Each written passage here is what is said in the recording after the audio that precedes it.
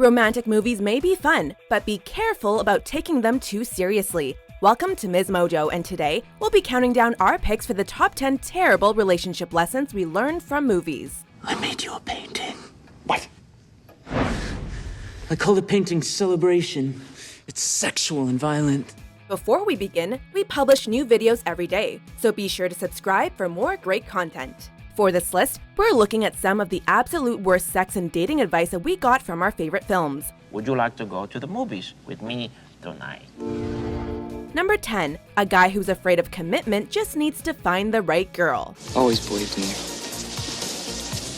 Just didn't believe in me. This lesson is one that existed in movies for decades. A woman falls for an emotionally unavailable guy or a womanizer, but after an appropriate number of months of fawning over him, he finally realizes that she is what he was waiting for all along. This trope is so common that they even made a whole movie about it. He's just not that into you. We're all encouraged, no, programmed, to believe that if a guy acts like a total jerk, that means he likes you. This idea goes hand in hand with the idea that a guy who treats you like crap, for example, stands you up, is a guy worth lusting after. The genders involved in this trope are sometimes inverted, such as in Runaway Bride, when it's Julia Roberts' character who is the one who is afraid to commit. Who makes this? Okay, all right, the girl is not attacking you. Okay. Number 9. High school sweethearts are the only true love. You're the first boy I ever kissed, Jake. And I want you to be the last. Most people would agree that high school was a low point in their lives in terms of relationship and social interactions in general. But if we were to believe what we saw in movies, we'd think that young love is the only kind that truly lasts forever. There's something kind of questionable about the idea that you could meet your one true love in your grade of 100 students or less. But what's even more romantic than ending up with your high school sweetheart? Ending up with your childhood sweetheart, of course. I'll always be your girl. Number 8. One of you needs to be saved. And from this slumber you shall wake, when true love's kiss the spell shall break. If there's one stereotype that just won't die no matter how advanced feminism gets, it's the damsel in distress. Women's rights may have come a long way, but movies still show us that all a girl wants is to have a knight in shining armor swoop in and save her. Whether it's being woken from a cursed slumber, being pushed out of oncoming traffic, or being saved from some evil dude, there are countless dangerous scenarios for a lady to meet her leading man.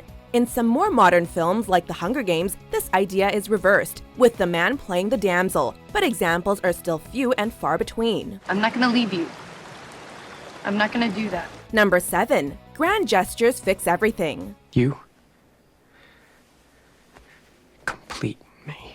The grand gesture is usually brought into the film when everything else has gone wrong, and one of the lovers has been revealed to have done something awful in the eyes of the other. The gesture itself can range from running through an airport to catch someone moments before their flight, to delivering an absurd amount of flowers to someone's office. The object of the gesture is always convinced to take the person back, no matter how much they've earned. Sometimes these gestures are totally misguided, and even kind of creepy. Like in Love Actually, when Mark professes his love for his best friend's wife in this much-mocked famous scene. Number 6. You have to hate each other first to actually fall in love. You disgust me. If you only learned about relationships from movies, you'd probably think that the hottest way to get with someone was to spend a few months hating each other's guts and treating one another like garbage first. Isn't the height of romance slinging insults at the one you love? This scenario usually plays out with the two parties sparring throughout the whole film, only to realize that their conflicted nature is actually suppressed attraction in disguise. This idea is often played along with the concept that opposites attract. How very refreshing, a man who doesn't believe in marriage. Number 5. Stalking people is very romantic. I'm not here to bother you. I just came to be his best man. Don't worry about me. This idea may be the most disturbing one for filmmakers to put out into the universe. It's all too common for a guy in a movie to be seen watching a girl change through her window, or following her while she goes about her day. I haven't even seen you for a year. Yes, you have. Only because you stalk me outside my studio. I didn't stalk. The biggest problem is that instead of these dudes being called out for being total creeps, the girls in question often end up thinking the whole thing is charming. Revolutionary idea. Boys, when you like a girl, just tell her. I like watching you sleep. It's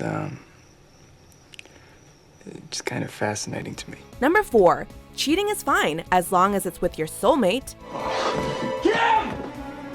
Cheating is typically portrayed in film as the absolute worst thing one partner can do to the other, an act typically reserved for characters that you're supposed to hate. There's one notable exception to this though. If one of the romantic leads happens to be having an affair with the person that they're obviously supposed to end up with, then their boyfriend, girlfriend, fiancé, or spouse is just out of luck. Sometimes these partners are sympathetic characters, like in The Notebook, but sometimes they're portrayed as a bad guy or gal that deserves no pity from the audience whatsoever, like Billy Zane's character in Titanic. I'd rather be his whore than your wife. Number 3. All true love begins with huge lies. First day you lied to me. I didn't lie to you. You did too. Here's how it typically plays out. The leading lady or man has to pretend they're someone they're not in order to get their romantic conquest. Alternately, someone, usually the guy, is only spending time with the girl because of some sort of game or bet. Usually, it's one of the partners lying to the other, but in films like How to Lose a Guy in 10 Days, both of the main characters enter into the relationship with a lie. You are already falling in love with me. I'm gonna make you wish you were dead. Inevitably, the two parties offer forgiveness, sometimes after an epic grand gesture is performed to win them back. Well, it's been building up inside of me for Number 2. Men and women can't be friends. You realize, of course, that we could never be friends. Why not? As the famous plotline of the romantic comedy that started it all, Harry and Sally disagree on whether it's possible for men and women to be friends without any sexual tension getting in the way. Of course, for these two, their contentious friendship ends up evolving into something more. The question has been posed in films time and time again, with the answer always ending up being a resounding no. In more modern films like Friends with Benefits, the idea is changed to ask whether people can have casual sexual relationships without falling in love, and again, the answer is nope, definitely not. You can all go home now. Before we unveil our top pick, here are a few honorable, or in this case, dishonorable mentions. How could you let me give up on my dreams like this? Oh God, how do I tell you this? Look, the first time that you saw me, I was... You were mesmerizing. Number 1. All you have to do is get a makeover to find love. This particular coif doesn't really go with your face shape. Of course, all you have to do is let your hair down, take off your glasses, and throw on some makeup for the man of your dreams to realize what a hottie you really are. Sadly, this one is almost always played out with a woman needing a makeover and not a man. This is an awful message, especially for impressionable young girls who will grow up thinking that it's their looks that matter the most. Sometimes this trope is even worse, implying that you have to change who you fundamentally are in order to be attractive, as in Grease. Sandy? Tell me about it, stud. Do you agree with our picks? Check out these other great clips from MsMojo and subscribe for new videos every day.